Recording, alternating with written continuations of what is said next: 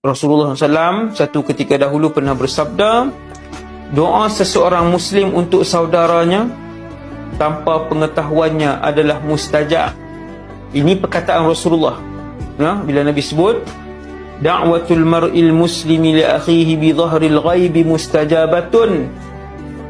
Apabila satu orang Islam dia doa satu orang yang lain, dia berdoa, dia kata, wahai Allah, murahkanlah rezeki dia, wahai Allah, bimbinglah dia ke jalan hidayahmu, wahai Allah. Dan kadang lelaki tu tak tahu pun, lelaki yang kita doakan tu dia tak tahu.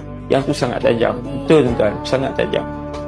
Allah menciptakan satu kumpulan malaikat yang tugas mereka khusus untuk mengaminkan doa satu orang kepada orang lain dengan berkata, wahai Allah, kenankanlah doa dia ni, wahai Allah, berikanlah juga benda apa yang dia minta.